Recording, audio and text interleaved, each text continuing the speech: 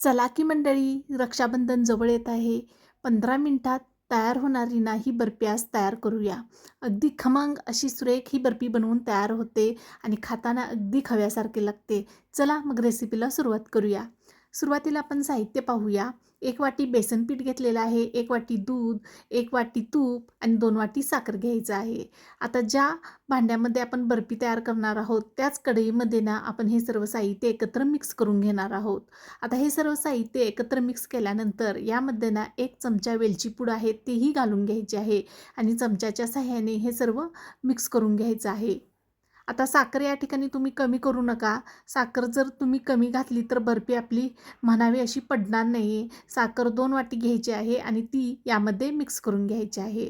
आता या ठिकाणी ना एका ताटाला तूप लावून घेऊया, जेणेकरून बर्फी आपली मिश्रण तयार झाले की पटकन यामध्ये ओतता येईल. गॅसवरती कढई ठेवायची आणि सतत ढवळत आपल्याला ना यातील गुठळ्या मोडत ही बर्फी सुरुवातीला ना जसजसं आपण मिश्रण हे ढवळील तसं मोडल्या जातील. आता बघा या ठिकाणी 5 ते 7 मिनिटं झालेले आहेत. या ठिकाणी मिश्रण थोडंसं आपलं घटसर होत आहे आणि अशा पद्धतीने फेसही या मिश्रणाला येत आहे. याचा अर्थ आपली बर्फीही तयार होत येत आहे.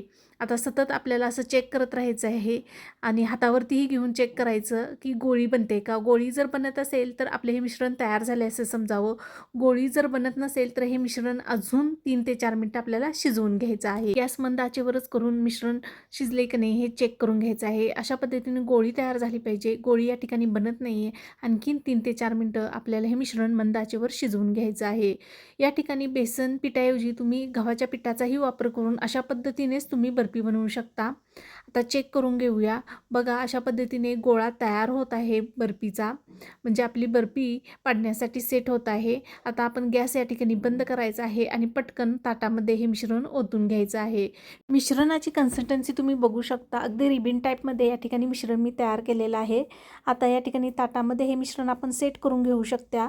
आता तुमचं जर मिश्रण या ठिकाणी अधिक घटसरच झालं असेल तर तुम्ही ना वाटीला तूप लावून घ्या आणि त्यावरती ना बेसनच्या बर्फीवरती ही वाटी फिरवून घ्यायची. त्यामुळे ही मिश्रण आपलं सेट होऊ शकतं. आता यावरती ना पिस्त्याचे काही काप कापून घातलेले आहेत ते घालून घ्यायचे आहेत आणि हे बर्फीचं मिश्रण ना 15 ते 20 मिनिटं अगदी कोमट होईपर्यंत आपल्याला थंड करून घ्यायचं आहे. त्यानंतर आपण बर्फी पाडून घेणार आहोत. 15 ते 20 मिनिटानंतर बघा मिश्रण आपलं थंड झालेलं आहे. बर्फी पाडून घेऊया. तुम्हाला हव्या त्या आकारामध्ये तुम्ही बर्फी पाडून घेऊ शकता.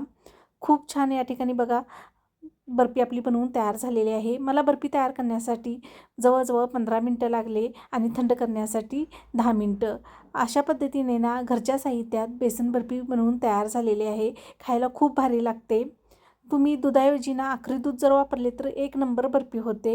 ही बर्फीची रेसिपी तुम्ही नक्की ट्राय करून बघा. आवडल्यास लाईक, शेअर आणि सबस्क्राईब करायला विसरू नका. परत भेटूया नवीन रेसिपीबरोबर. धन्यवाद.